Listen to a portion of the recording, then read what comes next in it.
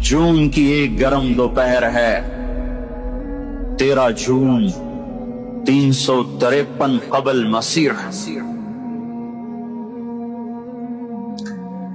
ہاں، جس کو BC کہتے ہیں، 353 BC ہے، اور دنیا کا فاتح ہے آدم 33 سال کی جوانی میں، 33 سال کی جوانی میں بابل کے بستر پر ایڑیاں رگڑ رہا ہے۔ جسے دنیا سکندر آدم کے نام سے جانتی ہے، وہ چوہے کی طرح بے بسی کی موت مرا، اور وہ یہ کہہ رہا تھا کوئی ہے جو مجھ سے میری ساری سلطنت لے لے اور مجھے مقدونیہ پہنچنے کی مہلت دے دے، میں گھر میں مرنا چاہتا ہوں۔ بدبخت ظالم، جب تو نے کھوپڑیوں کے مینار بنائے، خون کی ہولی کھیلی، اس وقت تجھے کیوں نہ یاد آیا کہ کوئی تیرے اوپر بھی ہے؟ مر گیا بابل میں یونانی بھی جلا دیا کرتے تھے، جل کے ختم ہو گئی، راکھ بھی بکھر گئی، ہڈیاں کیا راکھ بھی بکھر گئی۔ اس کا بیٹا ملتان میں خود قتل ہو گیا تھا، وارث پہلے مرا، خود بعد میں مرا، سلطنت 3 جرنیلوں میں تقسیم ہوئی، اور پھر اللہ نے اس کو ہوا منثورہ کر دیا، ریت کی طرح ہوا میں اڑا دیا۔ اجل ہی نے چھوڑا نہ کسرا نہ دارا، اسی سے سکندر صفاتے بہارا، ہر ایک لے کے کیا کیا نہ حسرت سے دھارا، پڑا رہ گیا سب یوں ہی ٹھاٹھ سارا، جگہ جی لگانے کی دنیا نہیں ہے، یہ عبرت کی جا ہے تماشا نہیں ہے، تجھے پہلے بچپن نے برسوں کھلایا، جوانی نے پھر تجھ کو مجنوں بنایا، بڑھاپے نے پھر آ کے کیا کیا ستایا، اجل تیرا کر دے گی بالکل صفایا، جگہ جی لگانے کی دنیا نہیں ہے، یہ عبرت کی جا ہے تماشا نہیں ہے، یہی تجھ کو دن ہے رہوں سب سے اعلیٰ، وہ زینت نرالی وہ فیشن نرالا، جیا کرتا ہے کیا یوں ہی مرنے والا، تجھے حسن ظاہر نے دھوکے میں ڈالا، جگہ جی لگانے کی دنیا نہیں ہے، یہ عبرت کی جا ہے تماشا نہیں ہے، وَمَا الْحَيَاةُ الدُّنْيَا إِلَّا مَتَاعُ الْغُرُورِ لَا تُسَاوِي جَنَاحَ بَعُوضٍ كَسَرَابٍ بِقِيعَةٍ يَحْسَبُهُ الظَّمْآنُ مَاءً، ریت کا پانی، مچھر کا پر، دھوکے کا گھر، مکڑی کا جالا۔ تو میرے بھائیو،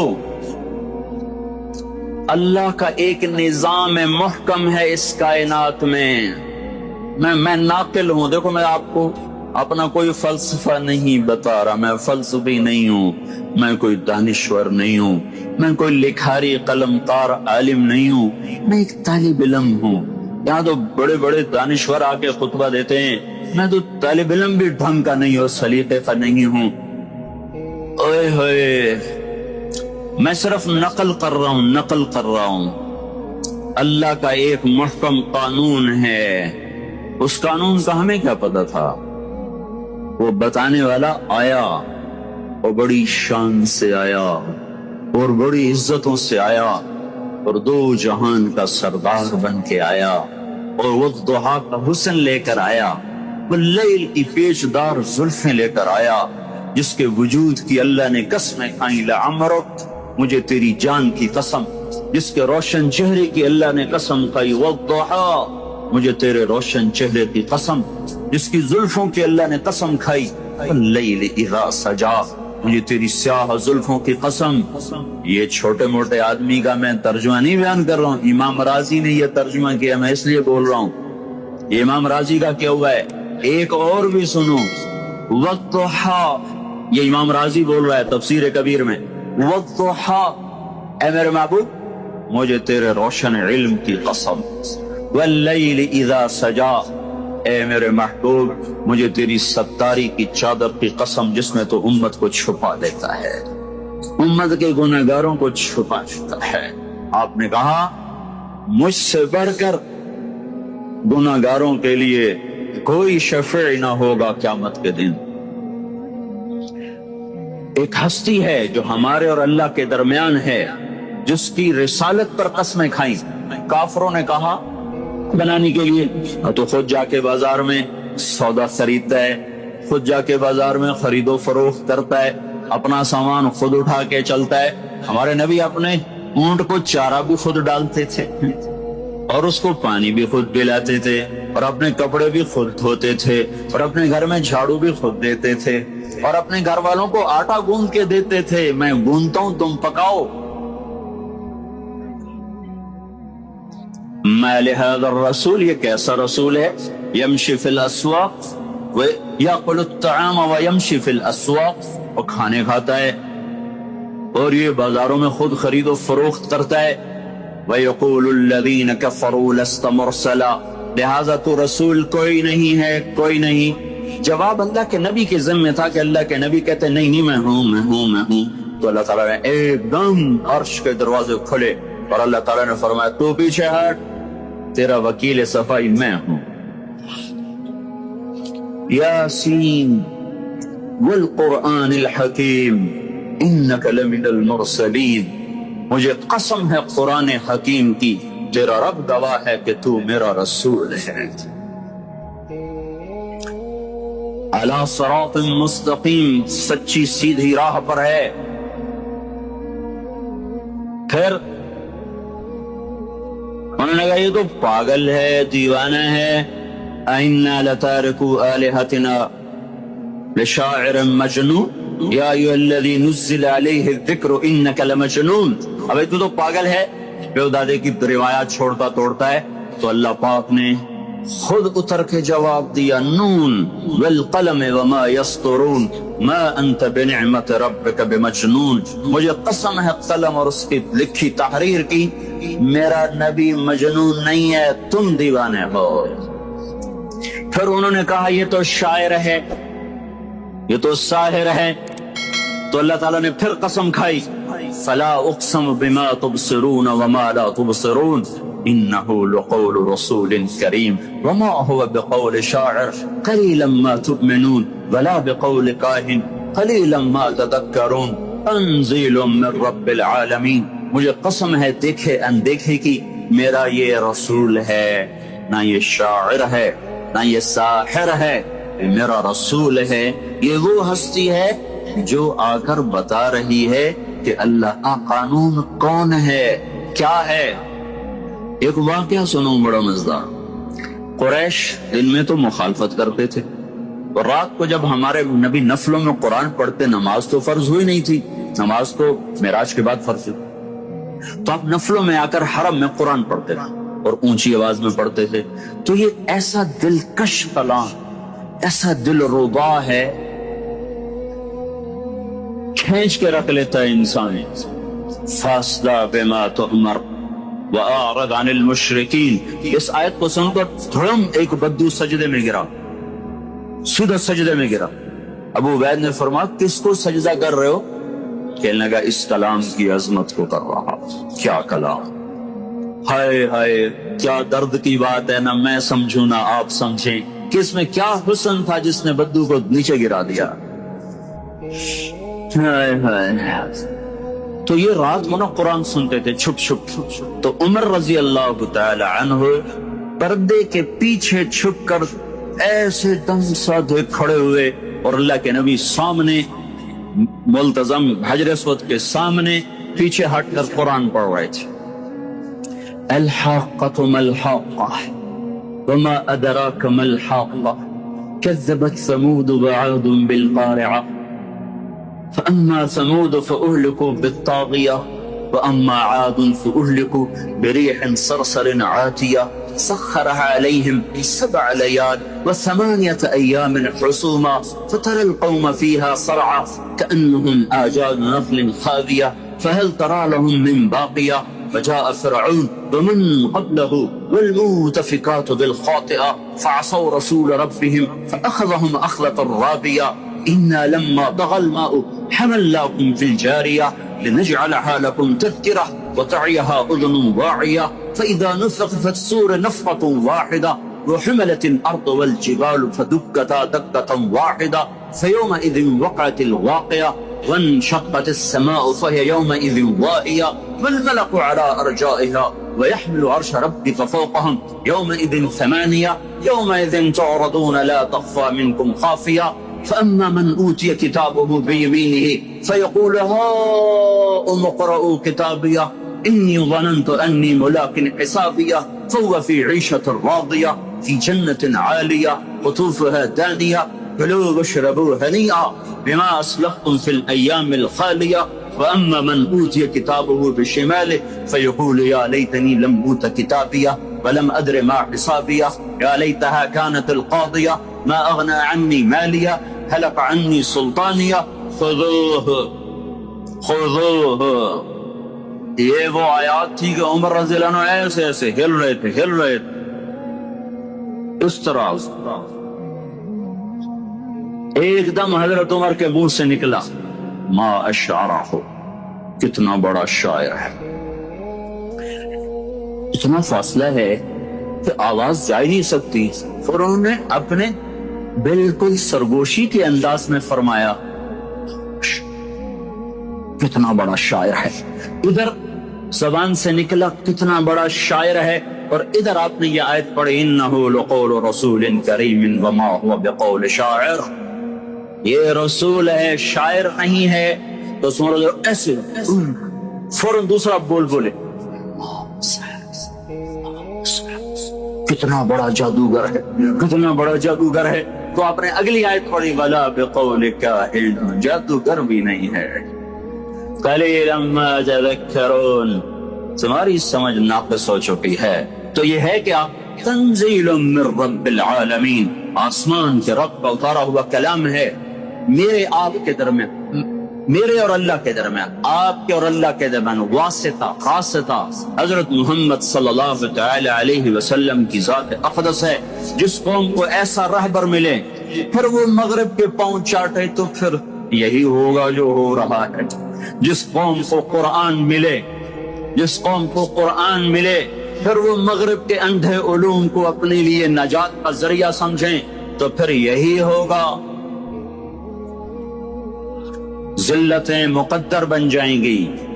کائنات کے علم کی نفی نہیں کر رہا ہوں، کائنات کا علم سائنس ہے، وہ مغرب کا علم نہیں ہو تو کائنات کا علم ہے. جاپان کوئی مغرب میں، سنگاپور کوئی مغرب میں ہے، کوریا کوئی مغرب میں ہے. مغرب کی ننگی تہذیب، مغرب کی ننگی معاشرت، مغرب کی زہر میں گھلی ہوئی، ناچ گانے میں رچی ہوئی، شراب میں ڈوبی ہوئی، زنا میں لتھڑی ہوئی معاشرت سے پناہ مانگ رہا ہوں. یہ وہ زہر ہے جو اس قوم میں پھیلے گا.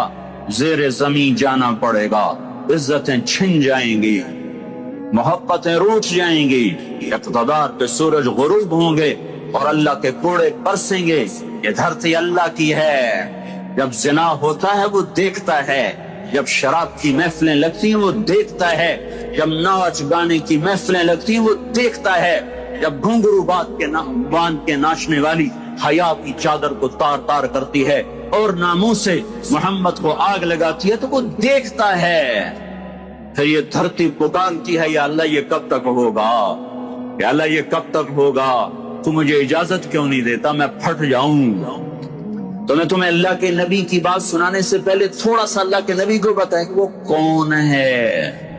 وہ کوئی فلسفی نہیں ہے، وہ کوئی دانشور نہیں ہے، وہ ہے جس کے لیے زمین آسمان کی تنابوں کو ملا دیا گیا، کائنات کو سمیٹ دیا گیا، ساتوں آسمان کو چیرتا ہوا. کرتے اور تہمد میں نہ خلائی لباس نہ خلائی شٹل، کرتے اور تہمد میں، چمڑے کے جوتے میں خلا کو پار کیا، فضا کو پار کیا. پہلے آسمان کو پیچھے چھوڑا، دوسرے تیسرے چوتھے پانچویں چھٹے 7 آسمان پیچھے رہ گئے. پہلے آسمان پہ آدم آئے استقبال کو، دوسرے پہ زکریا یحییٰ عیسیٰ علیہ السلام آئے استقبال کو، تیسرے پر یوسف علیہ السلام آئے استقبال کو، چوتھے پہ ادریس آئے، پانچویں پہ ہارون آئے، چھٹے پہ موسیٰ علیہ السلام آئے، ساتویں پہ کوئی نہیں آیا. ساتویں پہ عجیب تماشا ہوا. ساتویں پہ ایک بابا جی ایسے بیٹھے ہوئے، گوٹھ مار کے ایسے بیٹھے ہوئے، جیسے ہم بیٹھتے ہیں ایسے. بیت اللہ کی ٹیک لگائی ہوا، ساتویں آسمان پر بیت اللہ، بڑی سفید داڑھی یہاں تک. تو ہمارے نبی نے فرمایا یہ کون ہے؟ کہ یہ آپ کے دادا ہیں ابراہیم علیہ السلام، ادھر آپ کو خود جانا ہے، خود جانا ہے۔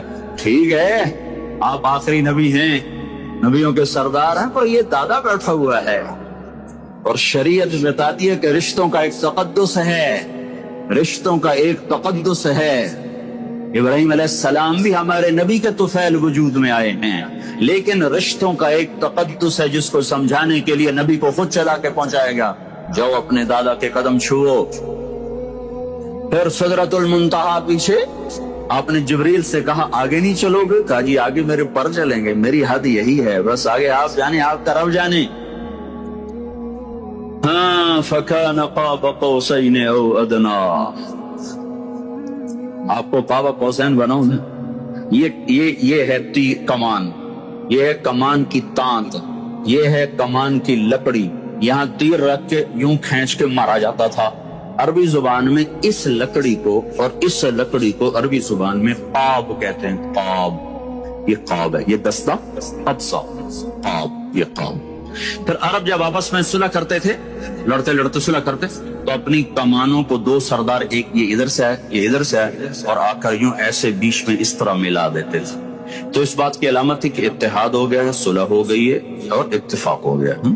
تو میرے اللہ نے یہ تعبیر اپنے محبوب کے قرب کے لیے استعمال فرمائی کہ میرا نبی میرے اتنے قریب ہوا جیسے دو کمانوں کے کنارے آپس میں مل کر قریب ہو جاتے ہیں۔ او ادنا، او ادنا کا کون ترجمہ کرے گا؟ اس سے بھی زیادہ قریب ہو گئے۔ تو میں آپ کو ان کی خبر سنا رہا ہوں، ان کا پتہ بتا رہا ہوں۔ اما عائشہ رضی اللہ تعالی عنہا سے پوچھا گیا زلزلے کیوں آتے ہیں؟ ابن ابی دنیا بہت بڑے محدث ہیں، وہ اس کو روایت فرما رہے ہیں، زلزلے کیوں آتے؟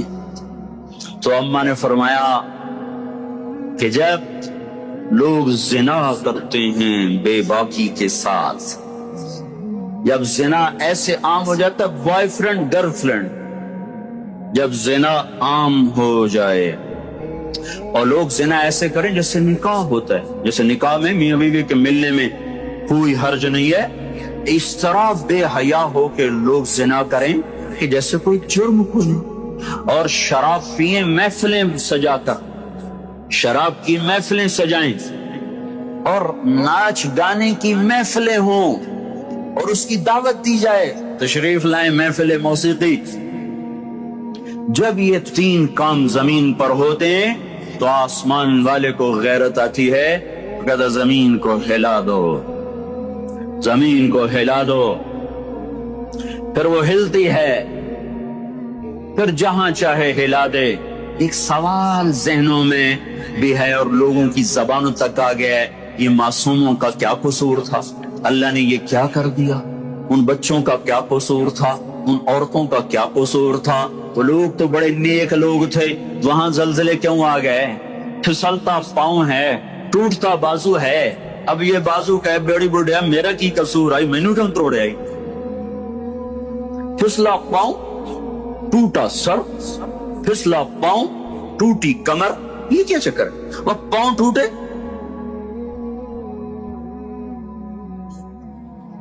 پاؤں پھسلا، ادھر ہمارے علاقے کا بڑا زمیندار پاؤں پھسلا، زمین پہ گرا، نیچے کوئی سخت چیز تھی، کمر پہ چوٹ لگی، آج تک 20 سال ہو گئے وہ کرسی پر بیٹھتی، تو گلا تو پاؤں کا تھا، قصور تو پاؤں کا تھا، چوٹ یہاں کیوں لگی؟ ساری قوم ایک جسم کی طرح ہے، جب اس میں فساد پھیلتا ہے تھوڑا کہیں بھی ظاہر ہو سکتا ہے، جب خون میں فساد پھیلتا ہے تو پھوڑا کہیں بھی نکل سکتا ہے۔ یہ تو میں دے رہا ہوں ایک عقلی دلیل، لیکن میں یہ کہہ رہا ہوں کہ میرا اللہ کہتا ہے لا یسأل عما یفعل، یہ دلیل اصل ہے کہ اللہ کے کیے کو چیلنج نہیں کیا جا سکتا۔ کیوں کیا؟ دیکھو نا، کیسٹ حاصل کرنے کے لیے پتہ یاد رکھیے، سرحد اسلامی کیسٹ ہاؤس پر مقابل تانگا سٹینڈ، مین روڈ، پیر ودائی، راولپنڈی۔ کیوں کیا اس کو کہتے ہیں، کیوں کیا؟ جو غلط بھی کرے صحیح بھی کرے، جو کرتا ہی ٹھیک ہو اسے یہ کیسے کہا جائے کہ یا اللہ یہ تو نے کیا کیا؟ ہم اس سے کہیں گے کیوں کیا؟ جس کا علم ناقص ہو تو یہ کیا کر دیا؟ اور اللہ جس کا علم کامل ہو اسے کیسے کہا جا سکتا ہے یا اللہ کیوں کیا؟ ہم اس سے کہیں گے کیوں کیا؟ تو ظلم بھی کرتا ہو تو عدل بھی کرتا ہو، اور جو سراپا عدل ہو، جو سراپا رحم ہو، جو سراپا کرم ہو، اسے نہیں کہا جا سکتا یا اللہ یہ کیا کر دیا، یہ کیوں کیا؟ کیوں کیا اسے کہا جاتا ہے جس کا دیکھنا کامل نہ ہو، جس کا سننا کامل نہ ہو، جس کی نظر کامل نہ ہو، جس کی خبر کامل نہ ہو، جس کا دیکھنا ماضی حال مستقبل پر محیط ہو، جس کا سننا اولین آخرین پر محیط ہو، اسے کیسے کہا جائے کہ یا اللہ یہ کیوں کیا، یہ کیا کیا؟ جبکہ وہ ماؤں سے 70 کا لفظ کبھی بھی عربی زبان میں عدد نہیں بتاتا۔ 70 کا لفظ عربی زبان میں وہ معنی دیتا ہے جو اردو میں 100 کا لفظ معنی دیتا ہے۔ اب بھائی تمہیں 100 دفعہ کہا ہے، کیا مطلب گن کے 100 دفعہ کہا ہے؟ بہت دفعہ کہا ہے۔ 70 کا مطلب بہت زیادہ۔ اللہ اپنے بندے سے ماؤں سے 70 گنا زیادہ پیار کرتا ہے۔ جب وہ کچھ کرتا ہے تو وہ عدل ہی کرتا ہے، ظلم نہیں کرتا۔ جب وہ کرتا ہے تو رحم ہی کرتا ہے۔ خاص طور پر اس امت پر اللہ کا رحم ہی رحم ہے۔ زلزلہ بھی آیا، عذاب کی شکل بھی آئی، تو بھی رحم ہی ہے۔ اس امت کے لیے دعائیں دو کملی والے کو جو جاتے ہوئے دعا کروا گیا تھا، جاتے ہوئے اللہ کو منا گیا، ورنہ تو ہم تو بندر خنزیر بن جاتے۔ یہ دعائیں دو مدینے والے کو۔ بنی اسرائیل کافر نہیں تھے، مسلمان تھے جو بندر اور خنزیر بنے۔ سنیں میری بات، بنو اسرائیل کافر نہیں تھے، مسلمان تھے۔ اللہ نے کہا مچھلی نہ کھاؤ، تو انہوں نے چکر چلایا، ہفتے کے دن نہیں کھانی، ہفتے کو پکڑ کے اتوار کو کھا لیتے تھے۔ ایمان والے تھے، مسلمان تھے، کافر نہیں تھے۔ کونوا قردۃ خاسئین، ہو جاؤ بندر بن کے ذلیل ہو جاؤ، بندر بن جاؤ ذلیل ہو کر۔ سب بندر بنا۔ عیسیٰ علیہ السلام کو ماننے والے کافر نہیں تھے، اہل ایمان تھے۔ انہوں نے کہا خنزیر بن جاؤ، وجعل منہم القردۃ والخنازیر۔ تو کیا خیال ہے، زنا کرنا مچھلی کھانے سے بڑا گناہ ہے، ماؤں کو نافرمانی مچھلی کھانے سے بڑا گناہ ہے، قاضی کے قلم کا بک جانا چند ٹکوں پر یہ مچھلی کھانے سے بڑا گناہ ہے، سود کھانا مچھلی کھانے سے بڑا گناہ ہے، قتل کے بازار گرم کر دینا مچھلی کھانے سے بڑا جرم ہے۔ ہم کیوں نہ بنے بندر اور خنزیر؟ 12 ربیع الاول ہے، سخت گرمی کا دن ہے، جون کا تپتا ہوا سورج نکل چکا ہے، چاشت کا وقت آتا ہے تو ایک دم جبریل دروازے پر نمودار ہوتے ہیں اور اندر آ کر بڑے ادب سے عرض کرتے ہیں یا رسول اللہ ملک الموت دروازے پہ پہنچ چکے ہیں، اندر آنے کی اجازت چاہتے ہیں۔ جہاں ملک الموت بھی پوچھ کے جائے تو آپ نے کہا ہاں آنے دو۔ سبل الہدی والرشاد، یہ علامہ صالحی کی بہت معرکۃ الآراء تصنیف ہے، اس میں یہ روایت بتا رہا ہوں۔ آپ نے کہا آ جائے، ملک الموت اندر آ گئے، ایک اور فرشتہ دونوں ساتھ آ کر عرض کی یا رسول اللہ جب سے موت کا کام میرے ذمے لگا ہے پہلا موقع ہے کہ اللہ نے فرمایا پوچھ کے جان، اور یہ پہلا موقع ہے اللہ تعالیٰ نے فرمایا پوچھ لینا، آنا چاہیں تو لے آنا ورنہ چھوڑ کے واپس آ جاؤ۔ تو آپ نے فرمایا اگر میں کہوں میری جان نکالو تو میری بھی نکالو گے؟ ہاں جی آپ کی بھی نکالو۔ تو آپ نے جبریل کو آنکھوں سے سوال کیا، جیسے ہم کہتے ہیں کیا رائے ہے تیری، کیا رائے ہے تیری؟ تو جبریل بولے یا رسول اللہ اللہ آپ کی ملاقات کا شوق رکھتا، فیصلہ تو آپ نے کرنا ہے پر اللہ ملاقات کا شوق رکھتا۔ تو آپ نے فرمایا جبریل سے اچھا واپس جاؤ، میرے اللہ سے پوچھ کے آؤ، میرے بعد میری امت کے ساتھ کیا کرے گا میں پھر جواب دیتا ہوں، میں جاؤں کہ رہوں۔ یہ کام اس وقت نہ ہوا ہوتا تو آج دھرتی میں مسلمانوں میں کوئی انسان نہ ہوتا سوائے کوئی کوئی کوئی کوئی ملک الموت کھڑا ہوا ہے، فرشتہ کھڑا ہوا ہے جو ساتھ آیا تھا۔ جبریل واپس پیغام لائے یا رسول اللہ اللہ تعالیٰ ارشاد فرما رہے ہیں ہم آپ کو آپ کے بعد تنہا نہیں چھوڑیں گے۔ آپ نے کہا الآن قرت عینی، الآن قرت عینی، اب میری آنکھیں ٹھنڈی ہو چکی ہیں، اب ان کو کوئی نہیں بندر خنزیر بنائے گا. یہ میری طرف سے اضافہ ہے. ہم کہا الان قرۃ عینی، اب میری آنکھ ٹھنڈی ہے. اللہم الرفیق الاعلی، اللہ بلا لے اپنے پاس. تو جبریل ایک دم غمگین ہو گیا کہ یا رسول اللہ اگر آپ نے جانے کا فیصلہ کیا ہے تو میرا بھی آج دنیا میں آخری دن ہے، آج کے بعد میں بھی لوٹ کے کبھی نہ آؤں گا.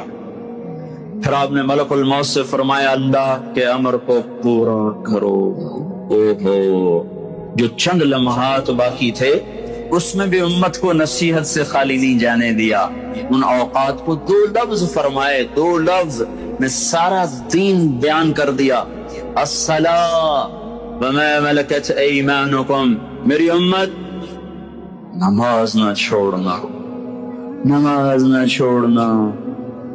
ابھی رمضان میں اتنے بڑے حادثے کے بعد بھی لوگ نماز نہیں پڑھ رہے. دوسری نصیحت وما ملکت ایمانکم، اپنے ماتحتوں سے برا سلوک نہ کرنا. اپنے غلاموں سے، نوکروں سے، ماتحتوں سے، غریبوں سے. اس ما ملکت ایمانکم سے صرف غلام مراد نہیں، سارا کمزور طبقہ، غریب طبقہ، مسکین طبقہ. کہ میرا اللہ کہتا انا عند المنکسرۃ قلوبہم، ٹوٹے دلوں میں تمہیں رب ملے گا. صحابہ نے کہا یا رسول اللہ قیامت کے دن آپ کہاں ہوں گے؟ کہ اپنی امت کے غریبوں کے ساتھ کھڑا ہوں گا. عائشہ، آپ نے کہا عائشہ اگر تو یہ چاہتی ہے کہ اللہ تجھے اپنا قرب دے، مسکینوں سے محبت کیا کر رہا ہے. تو آپ نے کہا غلام ماتحت سے اچھا سلوک کرنا، اچھا سلوک کرنا. ہائے ہائے گالیوں کے بم پھٹ رہے ہیں روزانہ. ماں بہن کی جب کوئی گالی دیتا ہے، کسی نوکر کو، کسی ڈرائیور کو، کسی ماتحت کو جب کوئی ماں بہن کی گالی دیتا ہے تو کائنات پھٹنے کے قریب ہو جاتی ہے. سنو میں ذمہ داری سے تمہیں کہہ رہا ہوں، بیت اللہ کا توڑ دینا چھوٹا جرم ہے اور کسی مسلمان کو ماں بیٹی بہن کی گالی دینا بڑا جرم ہے. دونوں نصیحتیں تار تار ہو گئی. نماز نہ چھوڑنا، نماز نہ چھوڑ. اسلام آباد کی امت نماز نہ چھوڑنا، پاکستان کی امت، ہند و سندھ کی امت، ایران و توران کی امت نماز نہ چھوڑنا. 95% نماز چھوڑ گئے. رمضان میں کوئی 10% بڑھ جاتے ہیں، 70-80% رمضان میں بھی نہیں پڑھ. اس وقت یہ مسئلہ اللہ سے حل کروائے. یا اللہ پر مہربانی کرنا میری امت پر عذاب بھی آئے، وہ نہ آئیں جو پہلوں پر آئے تھے. کہ کوئی بندر بن گیا، کوئی خنزیر بن گیا، کوئی پتھر بن گیا. قوموں کو اللہ نے پتھر بنا دیا. اصاف و نائلہ نے بیت اللہ میں زنا کیا، اللہ نے دونوں کو پتھر بنا کے پھینک دیا. پھر ایک اور حدیث آپ کو سناتا ہوں، یہ ترمذی کی روایت ہے. ابو ہریرہ رضی اللہ تعالیٰ عنہ بھی اس کو روایت کرتے ہیں، علی رضی اللہ تعالیٰ عنہ بھی اس کو روایت کرتے ہیں. اذا اتخذ الفیء دولا والامانة مغنما والزکاة مغرما وتعلم لغير الدين وأتاع الرجل زوجته وعق أمه وأدنى صديقه وأقصى أباه وساد القبيلة فاسقهم وكان رئيس القوم أرذلهم وأكرم الرجل مخافة شره وظهرت القينات والمعازف وارتفعت الأصوات في المساجد وشربت الخمور ولعن آخر هذه الأمة أولها. 15 باتیں آپ نے فرمایا جب حکومت کے اہلکار بددیانت ہو جائیں گے، جب حکومت کے افسران حکومت کا خزانہ خود لوٹ لیں گے. اب آپ ذرا انصاف کرتے جانا کہ یہ باتیں ہو رہی ہیں کہ نہیں ہو رہی. جب حکومت کے افسران حکومت کا خزانہ خود لوٹ لیں گے، غریب کے پاس، عوام کے پاس، عوام کا اکٹھا کیا ہوا پیسہ ان کی طرف واپس نہیں لوٹے گا، بلکہ حکومت کے افسران کے بیچ میں تقسیم ہو جائے گا. اذا اتخذ الفیء دولا، یہ ہو رہا ہے بھائی کہ نہیں ہو رہا؟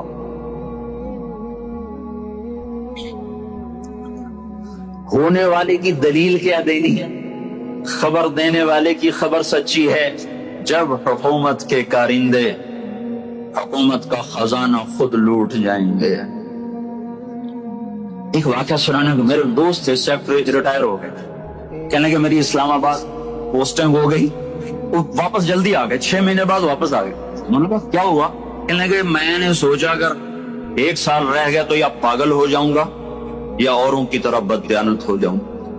کہ میں اس عہدے پر پہنچ کر آج تک گھر نہیں بنا سکا، اور شام کو جب بیٹھتے کوئی کہتا ہے سوئٹزرلینڈ میں اتنے پیسے اکٹھے ہو گئے، امریکہ میں اتنے ہو گئے، انگلستان میں اتنے ہو گئے، اتنے پلاٹ بن گئے، اتنی جائیداد بن گئی، تو سن سن سن کہنے کے 2 باتوں میں سے ایک کا ہونا یقینی مجھے نظر آنے لگا کہ یا میں پاگل ہو جاؤں گا یا میں کرپٹ ہو جاؤں گا۔ میں محنت کر کے پھر آ کے کھڑے لین لگ گیا ہوں کہ باقی ایام گزار دوں۔ اذا اتخذ الفیء طولا، جب حکومت کے افسران حکومت کا پیسہ خود کھا جائیں تو۔ دیکھو میرے بھائیو، یہ دنیا امتحان کی جگہ ہے، جزا سزا کی نہیں ہے۔ اللہ ظالم کو بھی دیکھتا ہے، مظلوم کو بھی دیکھتا ہے۔ ایک سیکٹری ریٹائر ہو رہا ہے، گھر نہیں بنا سکا۔ ایک سیکٹری وہ ریٹائر ہو رہا ہے اور اس کے خزانے بھرے پڑے ہیں، تو میرا اللہ دیکھ رہا ہے۔ ایک ڈی آئی جی، آئی جی، ایک تھانے دار ریٹائر ہو رہا ہے اور اس کے پاس بچے کی فیس کے پیسے کوئی نہیں ہے، اور ایک ریٹائر ہو رہا ہے۔ اور تم مزے کی بات بتاؤں، چند دن پہلے مجھے 2 نوجوان ملنے آئے، کہا جی ہم انگلینڈ پڑھنے کے لیے جا رہے ہیں، کوئی ہمیں نصیحت فرمائے۔ میں نے پوچھا تمہارے والد کیا کرتے ہیں؟ کہا جی پٹواری ہیں۔ پٹواری کا بیٹا انگلستان پڑھنے جا سکتا ہے؟ میں اپنے بچے کو اچھے اسکول میں نہیں پڑھا سکتا، اللہ نے مجھے اتنا کچھ دیا ہے لیکن میری ہمت نہیں کہ میں کسی اچھے اسکول میں اپنے بچے کو پڑھا سکوں۔ 100 دفعہ سوچنا پڑتا ہے کہ کہاں سے پیسے پورے کروں۔ ایک پٹواری اور اس کا بیٹا انگلستان پڑھنے جا رہا ہو، اس کے بعد اور قیامت کسے کہیں گے؟ اذا اتخذ الفیء طولا، جب حکومتوں کے کارندے بھیڑیے بن جائیں گے، ان کے جبڑوں کو خون لگ جائے گا اور عوام کا پیسہ سمیٹ کے اپنے گھروں میں بھر لیں گے۔ سو حکومت پہ خوش نول امانت و مغنما، اور عوام بھی بددیانت ہو جائیں گے۔ جس کے پاس امانت رکھیں گے خود ہی کھا جائے گا، امانت خود ہی کھا جائیں گے، امانت رکھنے والے پریشان ہاتھ پھر رہے ہوں گے۔ جب کبھی امت زندہ تھی، معتضد باللہ کے پاس ایک شخص آئے کہ جی بغداد کا سب سے بڑا تاجر، اس کے پاس بہت بڑی امانت رکھوا کے حج پہ گیا، وہ آ کے مکر گیا، دیتا نہیں، کوئی گواہ؟ کہ جی گواہ کوئی نہیں، میں کیا کروں، میرا گواہ کوئی نہیں۔ اچھا امیر المومنین جب کبھی زندہ تھے، جب ان کے دروازوں پر آئینی گیٹ نہیں تھے، جب وہ سوز گداز رکھنے والے تھے، سوچ کہنے لگا اچھا ایسا کرو، تم اس کی دکان کے سامنے جا کے بیٹھ جاؤ، میں گزروں گا تجھے سلام کروں گا، تو نے کھڑے نہیں ہونا، سلام کا جواب بیٹھے بیٹھے دینا ہے، میں تیرا حال پوچھوں گا تو نے بے نیازی سے جواب دینا ہے، کوئی بات تو نے سیدھی نہیں مجھے کرنی۔ اس کو جا کے بٹھا دیا دکان پر، پھر اپنا شاہی سواری لے کر نکلا، تو پیچھے لشکر جب وہاں پہنچا تو اس کو کہا السلام علیکم یا اخیج، ارے بھائی السلام علیکم، وعلیکم السلام۔ وہ سارے حیران اس کو دیکھ، یہ کیا بلا ہے، ساری دنیا تو کھڑی ہو رہی ہے امیر المومنین کے لیے، وہ اسی طرح بیٹھا ہوا ہے۔ کہا بھائی کیا حال ہے؟ ابے ٹھیک ہوں، کیا سر کھایا اس؟ بھائی آپ ہمیں ملنے ہی نہیں آئے، بغداد میں اور ملنے ہی نہیں آئے، اور میں کوئی فارغ تھوڑا ہوں کہ تجھے ملنے آؤں۔ ایسے 2-4 باتیں کر کے وہ چلا گیا۔ تاجر یہ دیکھ رہا تھا، پھر پھرا کمبے ہوں مارے، کہنے کا بھائی وہ کون سی تھیلی تھی ذرا بتاؤ جس میں تو کہہ رہا ہے کہ میں نے پیسے رکھوائے تھے؟ کہا جی وہ نیلے رنگ کی تھی۔ اچھا وہ تو میرے پاس پڑی ہے، مجھے یاد نہیں رہا، ابھی حاضر۔ وہ ملی، لے کر پہنچا گیا نا، مل گئی تو معتضد خود آیا، کہا یہاں پھانسی کا پھندا بناؤ، پھانسی کا پھندا بنا کر اس کو وہیں لٹکا دیا، بازار میں لٹکا دیا۔ یہاں 16 سال قتل کے کیس کے فیصلے نہیں ہوتے۔ یہ کیا انصاف ہے کہ ایک نسل مر جائے؟ فریادیں کرتی کرتی مائیں قبروں میں چلی گئیں، بوڑھے باپ کی کمریں رکوع میں چلی گئیں اور عدالتیں انصاف نہ دے سکی. والامانۃ مغنما، لوگ بھی بددیانت ہو جائیں گے، امانت کھا جائیں گے.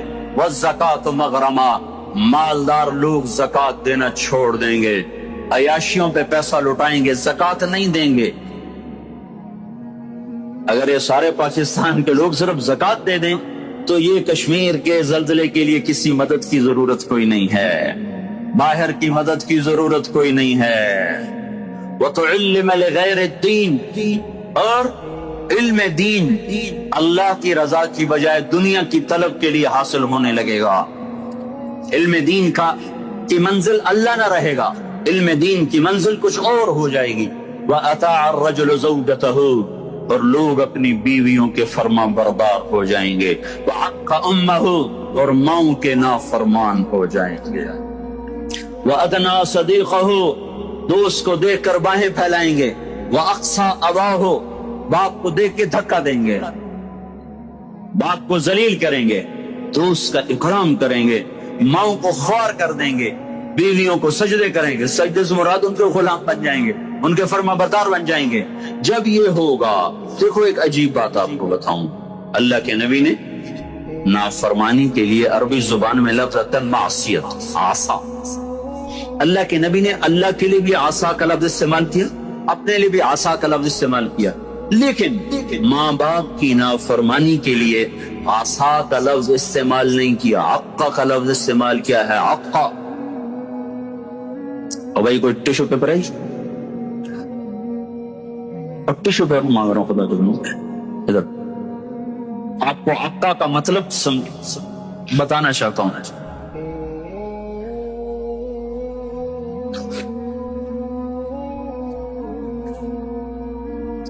اس کو آپ کو جوڑ سکتا ہے؟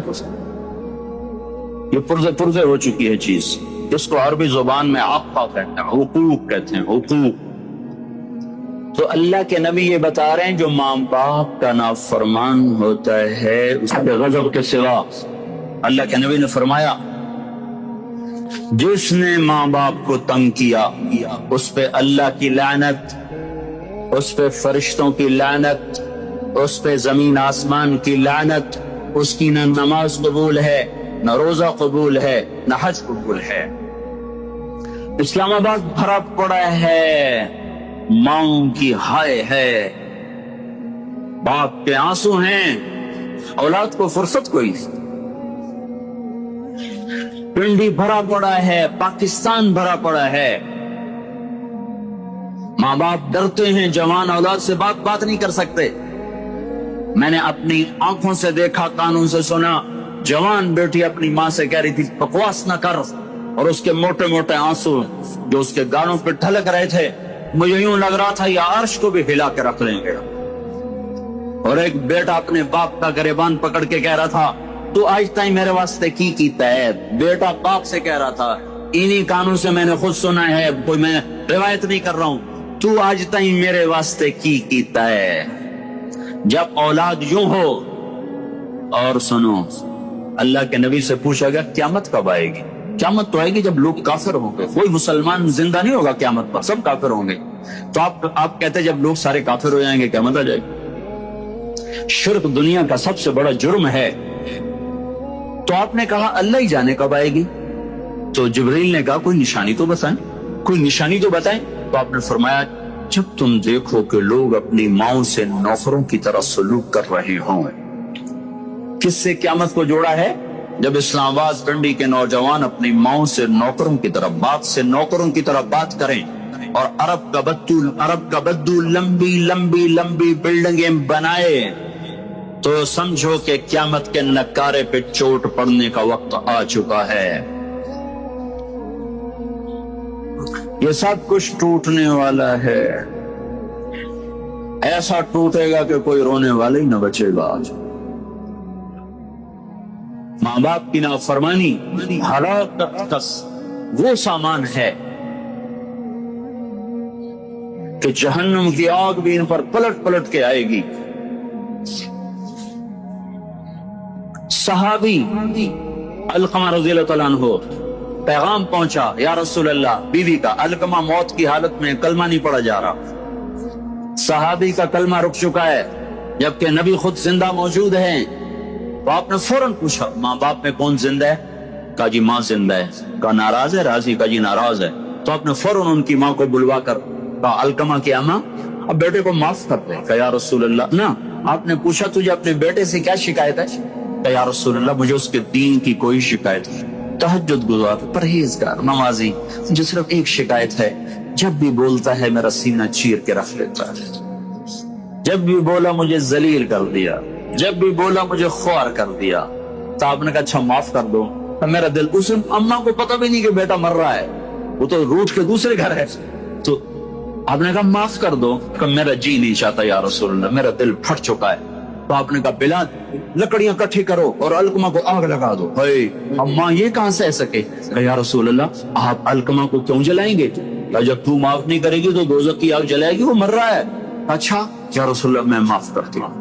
ادھر منہ سے نکلا میں معاف کرتی ہوں، ادھر علقمہ کی زبان پہ کلمہ جاری ہو گیا. پھر ان کے جنازے میں شرکت فرمائی، خود جنازہ پڑھا کے پھر یہ گول بولا جو میں نے پہلے بتایا کہ جس نے ماں باپ کو تنگ کیا اس پہ اللہ کی لعنت، فرشتوں کی لعنت، زمین آسمان کی لعنت. وَأَتَى الرَّجُلُ زَوْجَتَهُ وَعَقَّ أُمَّهُ وَأَدْنَى صَدِيقَهُ وَأَقْصَى أَبَاهُ وَصَادَ الْقَبِيلَةَ فَاسِقُهُمْ. قبیلے کا سردار فاسق ہوگا، فاسق ہوگا.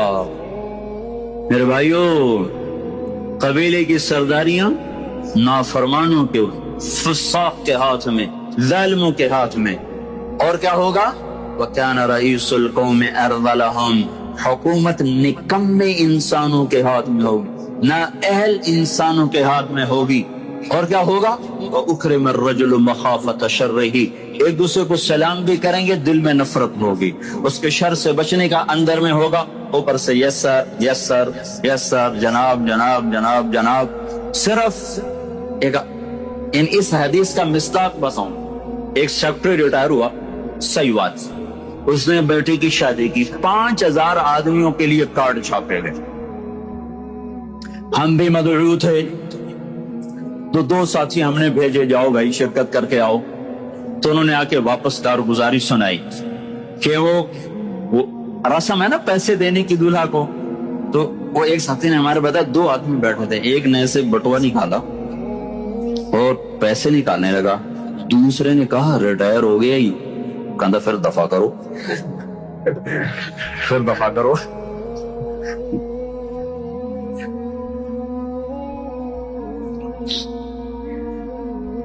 چودھری صدیق مرحوم تھے، پنجاب کے چیف سیکرٹری، 5 سال چیف سیکرٹری رہے. ان کا لڑکا الیاس اور میں گورنمنٹ کالج لاہور میں اکٹھے پڑھتے تھے. تو ہمارا آپس میں آج تک تعلق ہے، اتنے 35 سال ہو گئے، آج تک کوئی محبت ہے. تو ایک دن میں اس سے ملنے گیا، بیمار تھا. کہنے لگا جب ابا سیکرٹری تھا نا تو چھینک آنے پہ 100 آدمی آئے کرتے، چوہے صاحب خیریت تو ہے، خیریت تو ہے. اور جب سے ریٹائر ہوا مر رہے تو کوئی پوچھتا نہیں آ کے. اکرم الرجل مخافۃ شرہ. یہ سلام کس لیے کیے جائیں گے؟ اس کے شر سے بچنے کے لیے، محبت کی وجہ سے نہیں. سیاست کا سلام ہوگا. اور کیا ہوگا؟ وارتفعت الاصوات فی المساجد. مسجدوں میں لڑائیاں شروع ہو جائیں گی، نفرت کے بیج اور کانٹے بکھرنے لگ جائیں گے. جس ممبر سے محبت کا پیغام دیا جاتا تھا وہ ممبر فرقہ واریت کی لپیٹ میں آ جائے گا، اور اس سے لوگ، ان کی زبانیں زہر اگلے گی، زہر جو بھائی کو بھائی سے لڑا دیں گی اور دست و گریباں کر دیں گی. اور مسجدوں میں آگ بھڑکتی ہوئی سارے فضا کو اپنی لپیٹ میں لے لے گی. مسجدوں میں لڑائیاں شروع ہو جائیں گی. اور کیا ہوگا؟ طہرت القینات والمعازف. گانے والیاں محترم ہو جائیں گی، گانے والیاں محترم ہو جائیں گی. جن کی وجہ سے اللہ ناراض ہوا انہیں کو جب عزت دی جائے گی. گانے والیاں ظاہرت کا 2 مطلب ہیں، گانے والیاں عام ہو جائیں گی اور ظاہرت معزز اور محترم ہو جائیں گی. والمعازف، اور موسیقی کے آلات گھر گھر ہوں گے. کوئی گھر موسیقی سے بچا ہوا نہ ہوگا، کوئی گھر موسیقی سے بچا ہوا نہ ہوگا. وظہرت القینات والمعازف. گانے والیاں معزز، گانے والیاں محترم. محفل موسیقی کے کارڈ چھاپے جا رہے ہیں۔ میرے نبی نے کہا تھا وہ کیا دن ہوگا جب تم بھلائیاں مٹانے لگ جاؤ گے، برائیاں پھیلانے لگ جاؤ گے۔ تم آئے تو تھے بھلائی پھیلانے، برائی مٹانے، پر ایک وقت آئے گا تم الٹے ہو جاؤ گے، بھلائی کو مٹانے لگ جاؤ گے، برائی کو پھیلانے لگ جاؤ گے۔ تو آپ نے فرمایا گانے والیاں عام اور گانا گھر گھر۔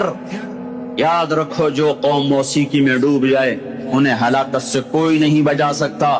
مشرق اور مغرب اللہ کی پکڑ میں آنے والے، میں آپ کو بتا رہا ہوں، میں نجومی اور کاہن نہیں ہوں، پر میری زندگی کا کچھ عرصہ اللہ کی کتاب کے ساتھ گزرا ہے۔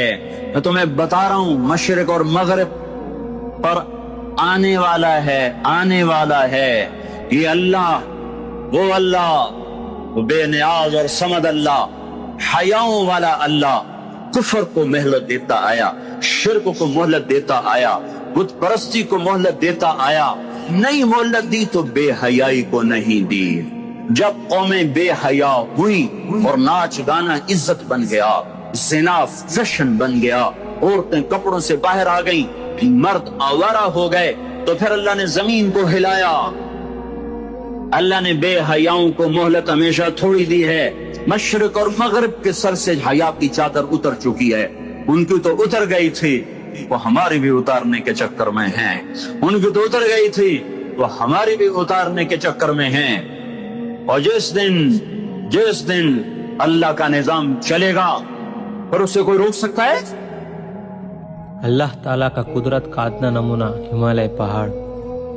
جب ہم بنگلہ دیش جا رہے تھے نیپال کے راستے سے، ہم کاٹمانڈو سے آگے بڑھے تو کیپٹن نے اعلان کیا، آپ لوگ خوش قسمت ہیں کہ آج ہمالیہ کا مطلع صاف ہے۔ سارے سال میں صرف چند دن کے لیے اس چوٹی پر بادل نہیں ہوتے، آج اس پر بادل نہیں ہے۔ آپ سب حضرات اس کو ملاحظہ فرمائے۔ میں اس طرف بیٹھا ہوا تھا تو دوسری طرف بھاگ کر گئے تو اللہ تعالیٰ کا شاہکار نظر آیا، جو خاموش زبان سے کہہ رہا تھا اللہ اکبر، جو خاموش زبان سے کہہ رہا تھا کہ میں مخلوق ایسی ہوں جو میرے خالق کیسا ہوگا، جو خاموش زبان سے کہہ رہا تھا کہ جب میں اتنا مضبوط ہوں تو میرا بنانے والا کتنا مضبوط ہوگا، جو خاموش زبان سے کہہ رہا تھا جب اتنا طاقتور ہوں تو میرا بنانے والا کتنا طاقتور ہوگا، مخلوق ایسی ہوں تو میرا بنانے والا میرا خالق کیسا ہوگا۔ وہ ہمالیہ، وہ شاہکار میں نہیں بھول سکتا۔ پھر اس کے بعد کئی مرتبہ وہاں سے گزرے، بادل ہی نظر آئے، بس وہی ایک دفعہ بادل کے بغیر دیکھا تو زبان بے ساختہ پکار اٹھی اللہ اکبر۔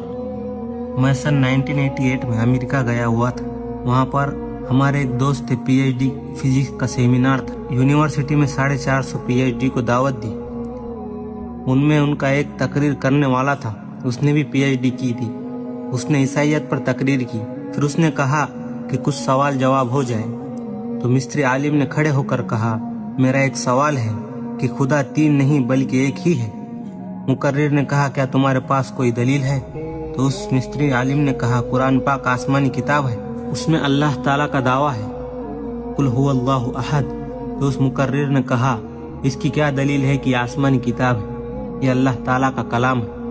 میں نے کہا تمہارے پاس کمپیوٹر ہے، اس کو اس میں ڈالو، دیکھو اس میں 19 کا ہنٹ سا کہیں ٹریول کرتا ہے، اگر نہیں تو مجھ سمجھو یہ اللہ تعالیٰ کی کتاب نہیں۔ تم اپنی کتاب انجیل بھی اس میں ڈالو، تم دیکھو گے کہ وہ قدم قدم پر ٹوٹے گی، اسی ہنٹ سے کے ساتھ اس کو جوڑنا ہوگا۔ اگر میری بات سچی ہوگی، اگر یہ تحقیق سچی ہوگی تو میری بات بھی سچی ہوگی۔